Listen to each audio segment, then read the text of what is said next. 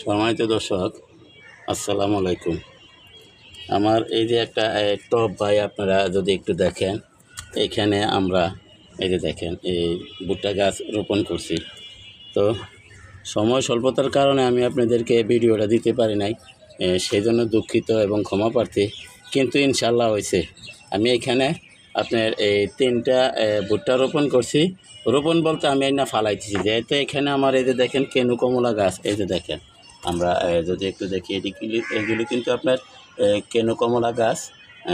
আগের এটা পুরানা, আপনারা দেখছেন। তার পাশে যে দেখেন এখানে একটা এই যে বড় কচু, বড় বড় পাতা, এটা কী কচু জানি না, তবে কচুটা আপনার কলা চুলকায় না, এটা খাইতে অনেক স্বাদ।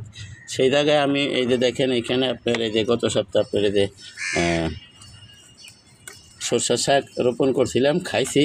এখন আমার এটি প্রয়োজন নাই, আমি এখন এগুলি উঠাই দিতেছি, যেহেতু আমার একটা টবে অনেকগুলা গাছ, তাই আমি এই গাছগুলো আমি উঠাই দিতেছি। এগুলি এখন আগাছা হিসাবে আমি এগুলি উঠে ফেলবো। যদি আপনারা একটু দেখেন, এই যে যদি আপনারা একটু দেখেন, আমি আগাছা হিসাবে এগুলি এখন উঠে ফেলবো।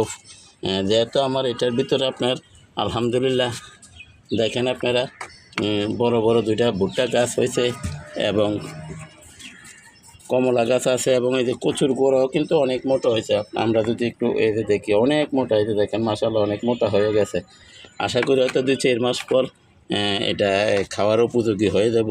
তো আমি এটারে এখন পরিচর্যা করতেছি, যেহেতু আমি এখানে ভুট্টা গাছ রোপণ করছি ভাই, এবং এই টপটার ভিতরে আপনার অনেক পদের গাছ আছে, কমলা গাছ আছে, ভুট্টা গাছ, কচু গাছ, তাইলে এটার একটু সেবা যত্ন একটু দরকার আছে। তাই আমি আপনারা একটু দেখেন আমি কীভাবে করতেছি।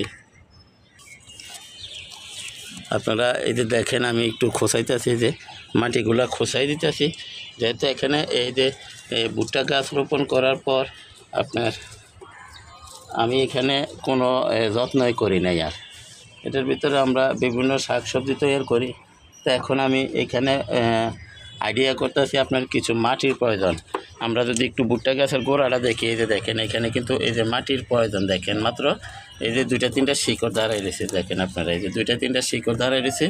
আর এটার কী অবস্থা আপনারা যদি একটু দেখেন, এটাও ঠিক একই অবস্থা যদি আপনারা দেখেন। তো আমি এখন এই যে মাটির প্রয়োজন, এখন এই যে আমি এখন মাটি দিলাম না, আমি এখন দিতেছি আপনার এই যে দেখেন এই যে কাঠের এই বুসি আপনার 8 থেকে 9 দিন এটারে পানিতে ভিজিয়ে রাখছি।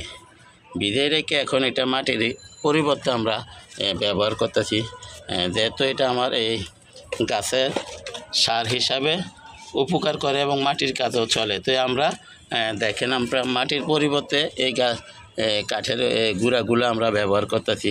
আমার এই যে কচু গাছও কিন্তু মাটির প্রয়োজন, কচু যেহেতু ইনশাল্লাহ বড় হয়ে গেছে, তো এখানে আপনার মাটির প্রয়োজন। ভুট্টা গাছেও মাটির প্রয়োজন, এবং যে কমলা গাছ আছে, এই কমলা গাছও আপনার শিকড় বাড়িয়ে গেছে। তো এখন এখানে মাটির খুবই প্রয়োজন। তাই আমরা এই যে দেখেন কীভাবে সেবা করতেছি। আর আপনারা ইচ্ছা করলে এই ভুট্টা গাছ আপনারা ছাদে রোপণ করতে পারেন। আমি এতদিন কোনো পরামর্শ দিই নাই, এখন দিতেছি, যেহেতু হয়েছে ইনশাআল্লাহ। আমি 3টা ভুট্টা এক মহিলা নিয়ে যাইতেছিল, ওনার থেকে চাইয়া 3টা ভুট্টা আনছি। তার আগে আমি আবার দোকান থেকে ছোট ছোট ভুট্টা আইনা লাগাইছিলাম, হয় নাই। কিন্তু ওই যে মহিলা দেশের থেকে আনছে, তো ওনারা বললাম যে এই যে ভুট্টা তো পাকায়, আমারে 2টা ভুট্টা দেন। তো মহিলা 4টা দিয়েছিল, আমার একটা কই জানি পড়ে গেছে ভাই পকেট থেকে। আর 3টা আইনা রোপণ করে দিছি, হয়তো একটা পাকিয়ে খাইয়া ফেলাইছে, আর 2টা কিন্তু ইনশাল্লাহ গাছ হয়ে গেছে, দেখেন আপনারা। তো আমরা এই ভুট্টা গাছ করার জন্য আর বেশি কিছুর প্রয়োজন নেই। আমরা যারা টপ আছে, যারা ছাদ বাগানে গাছ করি, টপ আছে, আমরা শুধু একটু 2-4টা ভুট্টা এনে ফালাই দেবো, গাছ হয়ে যাব।